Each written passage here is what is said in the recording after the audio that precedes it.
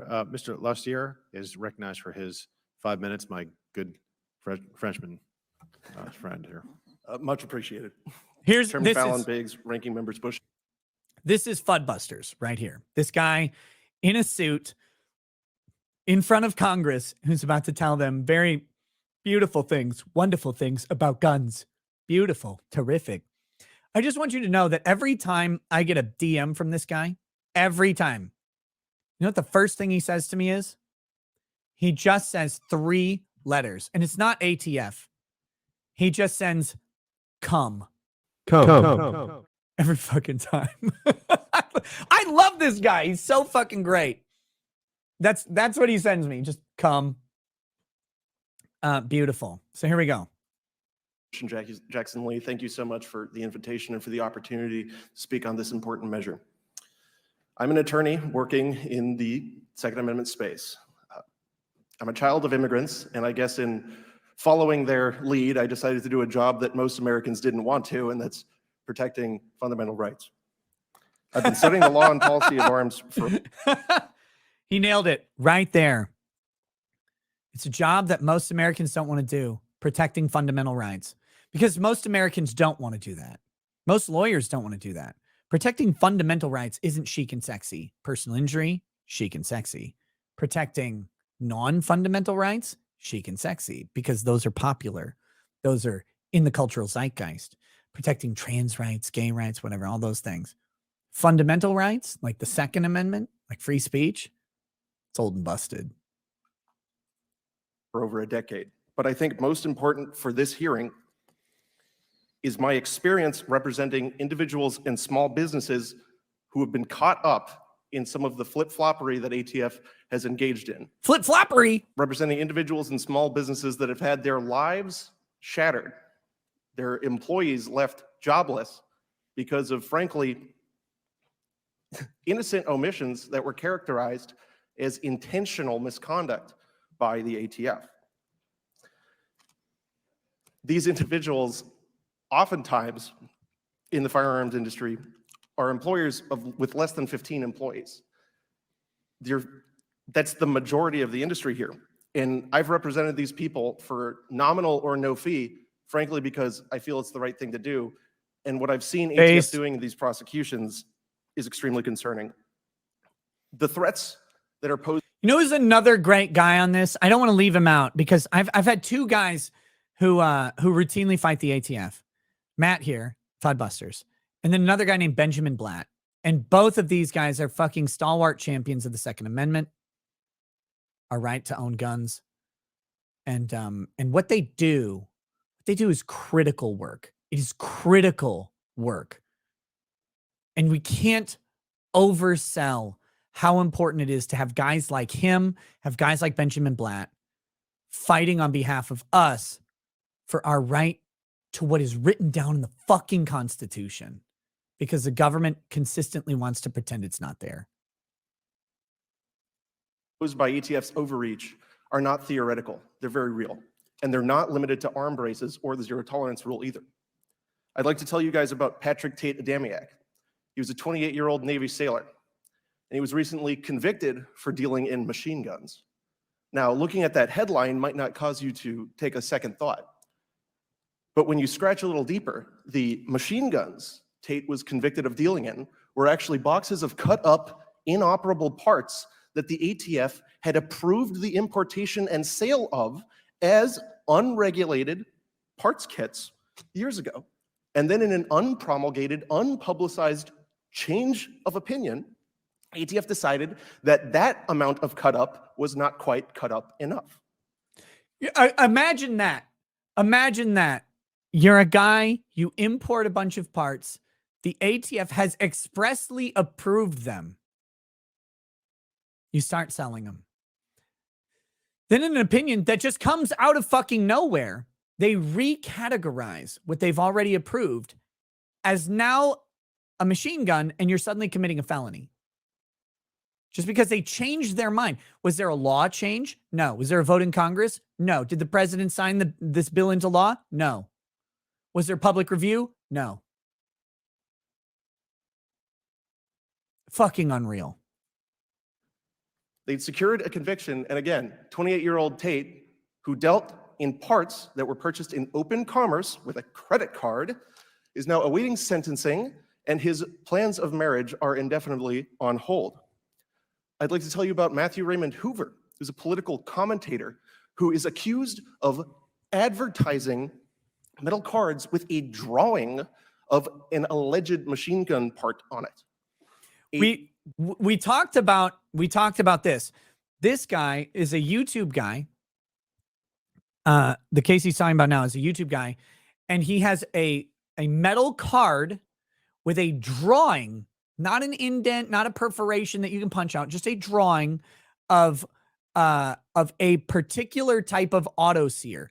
Now, an auto sear, my understanding of these is limited. How it's been explained to me, and I'm sure you guys are going to correct this, and that's okay. That's what this is about. An auto sear is a part that in some guns, if you install it properly, can turn them into a fully automatic gun, a semi-automatic gun into a fully automatic gun. This isn't that part. This isn't an automatic gun. It's a card with a drawing on it.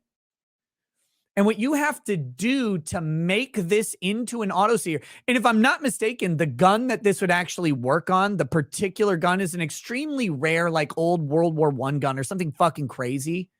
Like, it's not like you can just take this and plug it into any semi-automatic gun and suddenly you're like, I got machine guns. No, it's like in this particular one, it's speech. It's speech. It's not functional.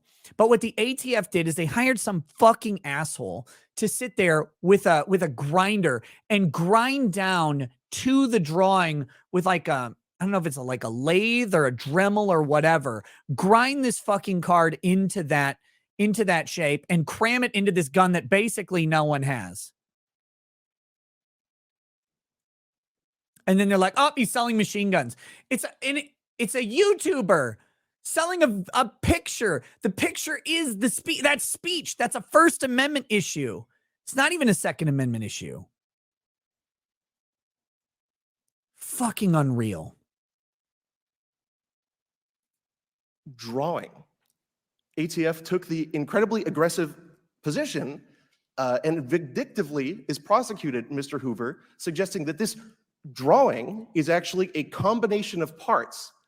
He is facing over 60 years in prison, a cancer-stricken man with not an ill-will bone in his body, and several young children.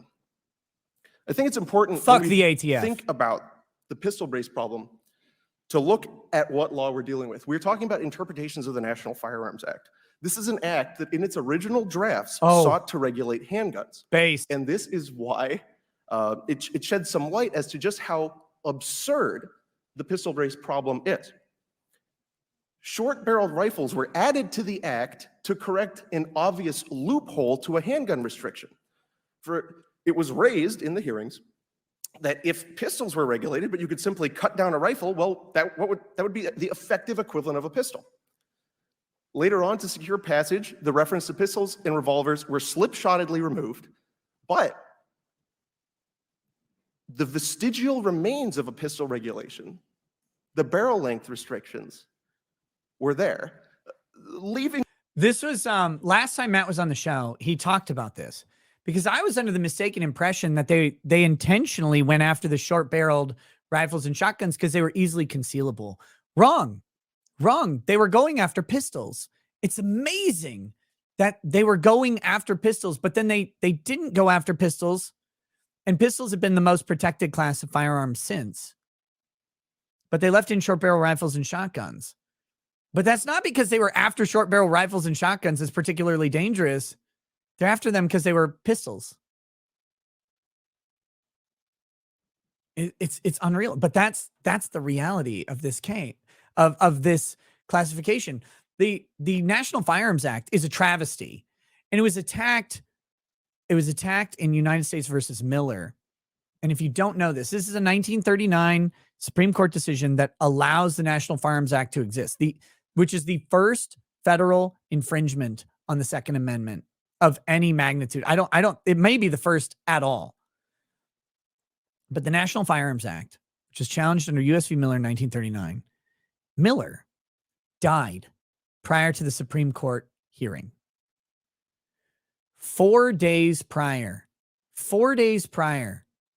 to the Supreme Court hearing, Miller's attorney, who was still representing him in his estate and the interests, decided he wasn't going to argue in front of the Supreme Court. He wasn't going to make the argument, and he withdrew. And the Supreme Court allowed him to withdraw, which should never happen, by the way. At that juncture, the Supreme Court should order him to come make his argument. He was still getting paid by the estate. He just decided he wasn't going to do it. So U.S. v. Miller, the biggest infringement on your fundamental right to own firearms, the passage of the National Firearms Act, is upheld by a case in which only the government argued. Only the government got to argue the case. We won't talk about the circumstances of his dying at all. I know literally nothing about them. But only the government got to argue whether you should have Second Amendment rights. How do you think that went? Well, you know how it went. Fucking insane. The rules that we're now dealing with, the law that we're now dealing with interpretations of, as kind of like a cancer-prone vestigial organ. It doesn't accomplish anything useful, but as many Americans and some of my clients have found out, it sure can get you into trouble. The argument that these guns, under a law that was designed to designed to regulate concealable firearms, become more dangerous when you make them less concealable by adding a component to the end, is so obviously and intensely contrived, it's kind of absurd. Insofar as zero tolerance goes, the GCA, the Gun Control Act, has made federal firearms licensees the gatekeepers to access to the Second Amendment right for most Americans. Yep, insane. What we're seeing now is a two-pointed prong where ATF is revoking licenses for little to no reason. I've seen it as simple. The violations they were alleged were as simple as a customer had filled out black as their race, but not picked Hispanic or Latino. That didn't strike me as terribly nefarious. I think that ATF has a moral obligation to really look at how it is enforcing these laws. I look forward to your questions. Thank you. How many questions do you think they asked that guy?